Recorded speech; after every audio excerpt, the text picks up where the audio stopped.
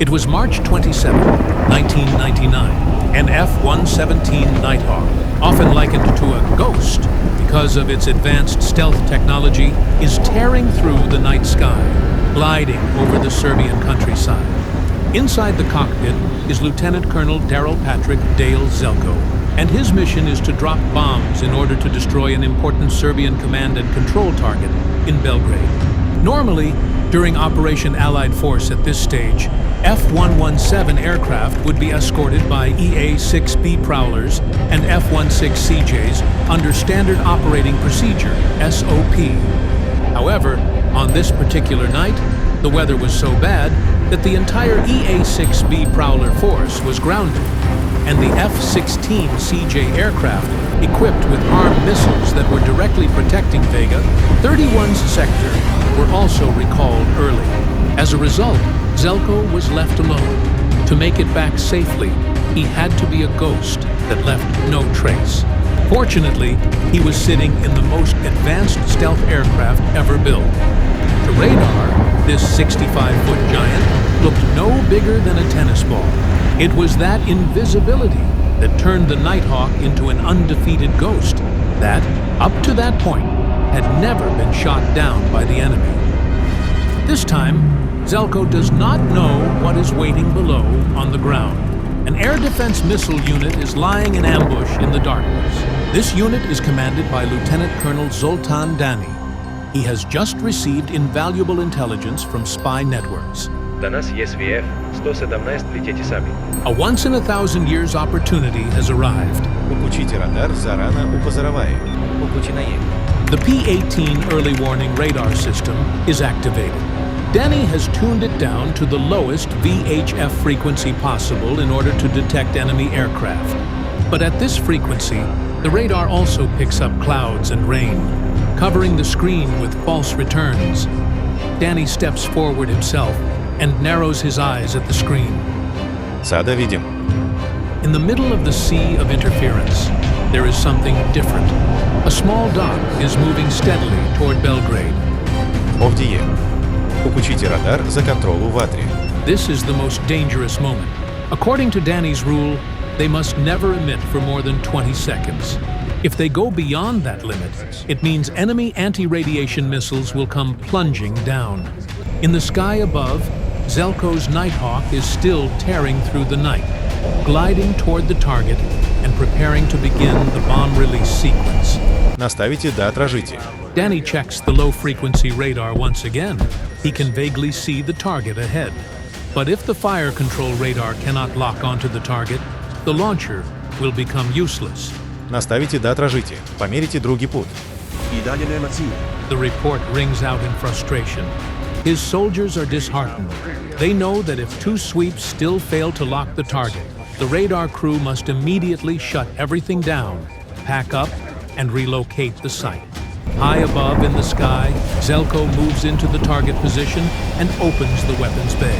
In just a few seconds, that alone is enough to make the radar signature spike.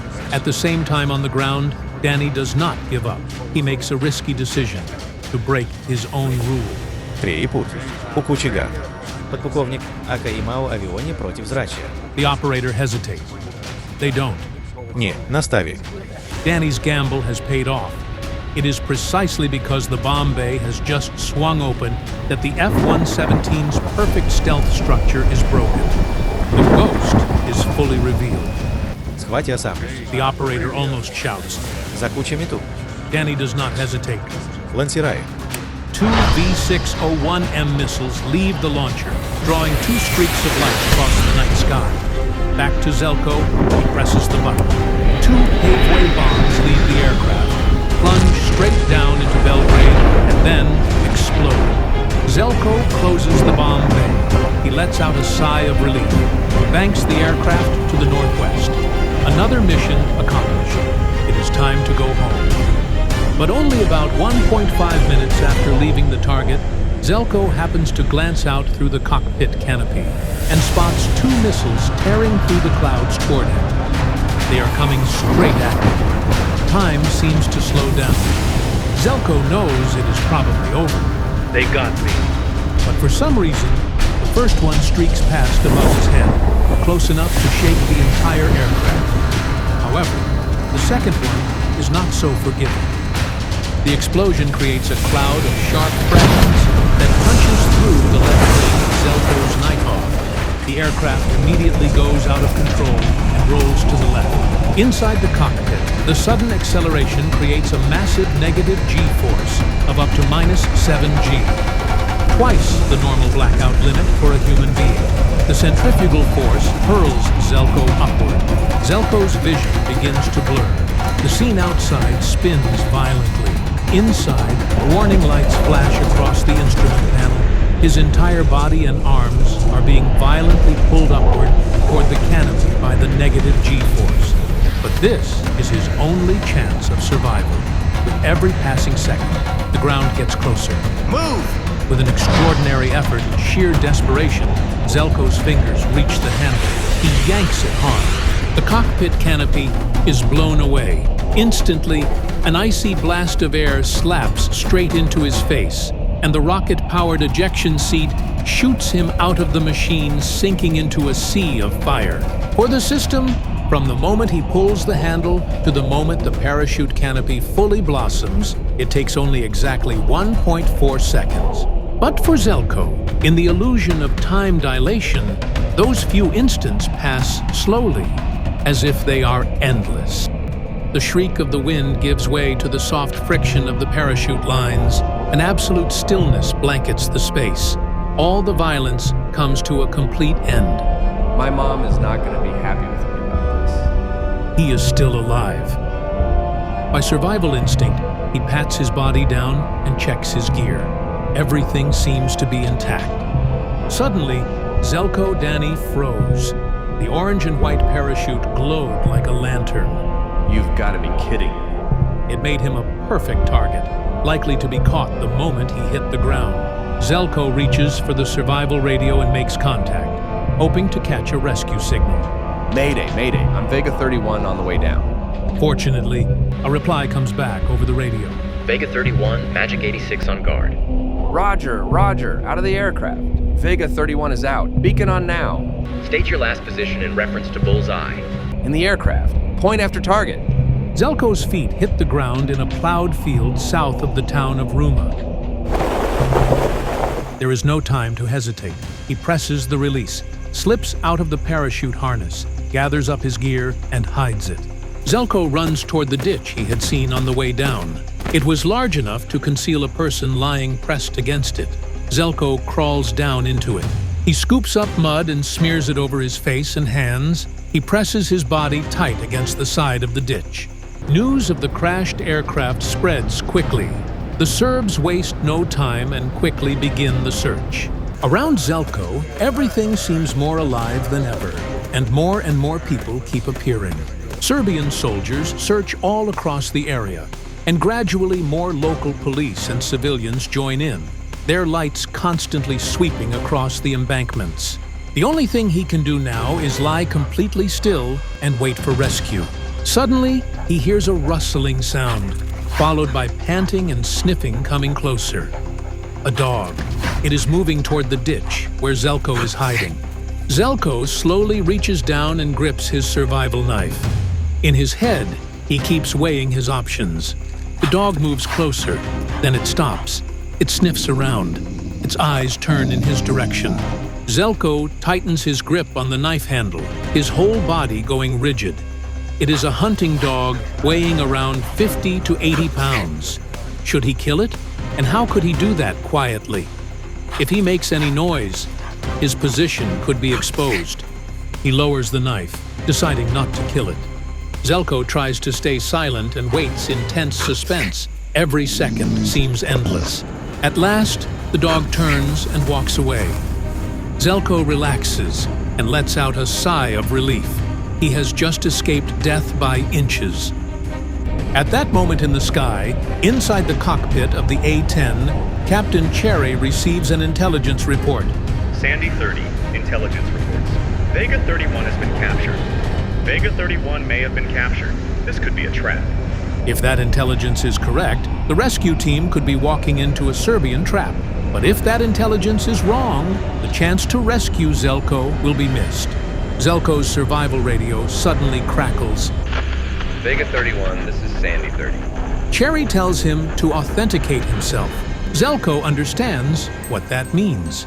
Immediately, Zelko carefully repeats his personal authentication statement over and over. Later, Zelko revealed his authentication code was a mercury dime, a coin he had collected since childhood and always carried on missions. The authentication is confirmed. The chance of rescue is back. However, the obstacle now is not only the enemy.